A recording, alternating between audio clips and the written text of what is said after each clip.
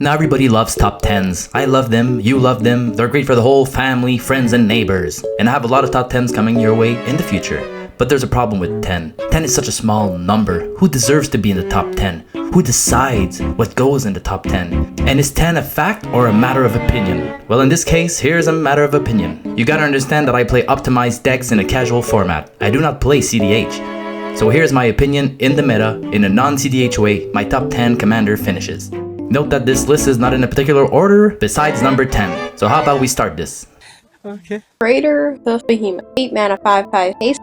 When Crater Hoof Behemoth enters the battlefield, creatures you control gain trample and gain +X until end of turn, where X is the number of creatures you control. Since its 2012 release in Avacyn Restore, this big boy card has been one of the most popular green finishers in Commander. No surprise that with the growth in popularity in Commander, the Hoof has seen a significant price jump over the years. Even with its reprint in Modern Master in 2017, Big Boy here is still around 60 bucks. Hard to imagine that this card was around $5 when it released. Oh my god! Wow! Welcome to Magic, folks! Nonetheless, if you've been playing green, you're most likely playing Crater Hoof. He needs very little setup and can easily wipe out the whole table the second he hits the board. This card holds a special place in my heart and I'm happy it stood the test of time and is still a top 10 finisher. Next up we have Tooth and Nail. 7 mana with Entwine, 2. Choose one, search your library for up to 2 creature cards, reveal them, put them into your hand, then shuffle your library, or put up to 2 creature cards from your hand onto the battlefield. Though a lot less popular than Crater Hoof Behemoth, we often see these two cards together. Tooth and Nail dominated Commander for such a long time and is seeing a lot less play than it used to. Some called it an easy to play card that would get cheeky wins out of nowhere. Wanna go grab Palinchron and Phantasmal Image for infinite mana? Avenger of Zendikar and Crater Hoof? You name it. Call it cheeky win, it's still a win. Nowadays we have so many options to choose from to finish up the game, and maybe that explains why the drop in popularity in this card. Nonetheless, people still fear this card the second someone brings it up, for better or for worse. Next we have a slightly newer card, Bolas Citadel. Bolas Citadel is a 6 mana black artifact. You may look at the top card of your library anytime. You may play the top card of your library. If you cast a spell this way, pay life equal to its mana cost rather than pay its mana cost. You can tap it to sacrifice 10 non-land permanents. Each opponent loses 10 life. That you could. Ay, this card is so juicy. Pay life to cast cards. You know we're playing Commander, right? 40 life? Yeah? If you have Empiric Tutor in your hand, just go put anything you want to cast on top of your library and pay it with life. I knew Bolas was a gangster, but I would never imagine how baller he would be. Its triple black mana cost was supposed to make this card hard to cast and make it somewhat of a restriction. Hard to cast spells are nothing in this format, and this card would actually be amazing in a 5-color deck. So this is MTV Cribs, and thanks Bolas for letting us in. Next up is Omniscience. 10 mana blue enchantment. You may cast spells from your hand without playing their mana cost. The only thing better than this card is its flavor text. The things I once imagined would be my greatest achievements were only the first step towards a future I can only begin to fathom. I don't even know what that means. No one knows what it means, but it's provocative.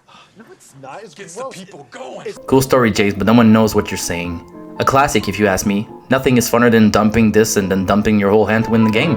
Rarely have I cast this card and call end of turn. Usually you want to wait until you have more win cons in hand, or a combo of such sorts. Its mana cost can be scary at first, but we have yet another case of the we're gonna give it a high casting cost that's gonna bring its power down. Well, cheating this into play is usually the way to go, and I do so with Academy Rector. Turn 3, play a sack engine. Turn 4, play Rector, sacker, go get Omniscience. Better be lucky than good, I guess. Next, our first red spell, Peripherals God of the Forge. He is a 4 mana legendary enchantment creature god, a 6/5 indestructible.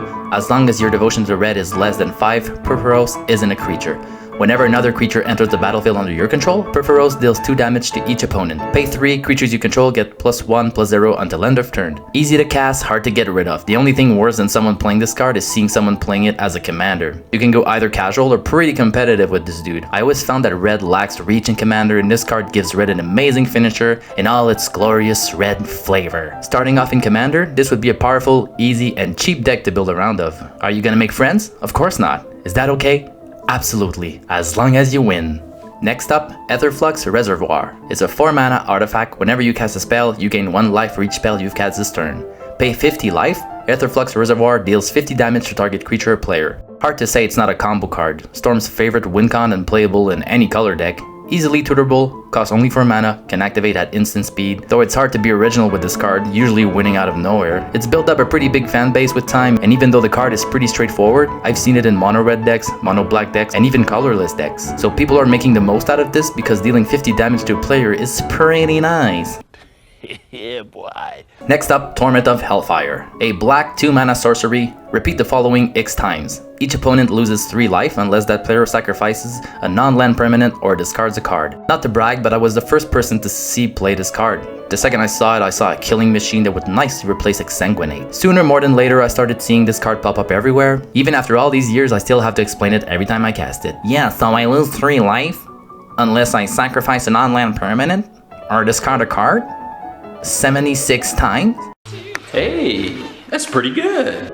Yep, you're dead. Congratulations. Next is a card that's kind of been quiet the last couple of years. Insurrection is an 8-mana red sorcery. Untap all creatures and gain control of them until end of turn. They gain haste until end of turn. Pretty simple card. I don't know how many games I ran off with this card. You can have the shittiest game ever and just pay 8 and win. I do find it's kind of a control card. I don't see this in aggro decks, but it is red, so it's not easy to fit this card in a deck. I see it in a USA build or maybe a Rakdos deck that plays sack engines. After you're done attacking with everybody's creatures, just sack them. Bingo! One more before we hit number 10, and that's Expropriate. Expropriate. 9-mana blue sorcery. Starting with you, each player votes for time or money. For each time vote, take an extra turn after this one. For each money vote, choose a permanent owned by the voter and gain control of it. Exile Expropriate. Oh my, oh my, oh my, do I love and hate this card. Back in the day, Time Stretch was winning games left and right in the zombie decks, but Expropriate was the bane of Time Stretch. The way I see it, for 1 less mana you can take an extra turn and gain control of 3 permanents controlled by each of your opponents. That seems just better enough to throw Time Stretch in the trash. But what makes Expropriate even better is when more than one player names time. Yes! Well, GG, the lesson here, kids, is always name money when someone plays Expropriate. And now, the one and only, Ferocious Pup. 3-mana, 0/1 green wolf creature. When Ferocious Pup enters the battlefield, create a 2/2 green wolf creature token. On all levels except physical, I am a wolf. 3 mana, not 6, not 7. 2 mana to put 2 creatures into play? So much value. A 2/2? Dude, are you kidding me? You know how many 1/1 there is in the history of Magic? Like 7 billion. This guy can block them all. Easy. He's been the topic of discussion at Wizards for so long now. Will he get banned? Can we get a nerf? Wizards were on drugs when they designed this card. He alone has reshaped the format of Magic forever, transcending time and space. He is a near vacuum between celestial bodies. He is where everything is found. Another dimension, new galaxy, intergalactic planetary. Anyways, none of this matters. All these cards lose to Cyclonic Rift.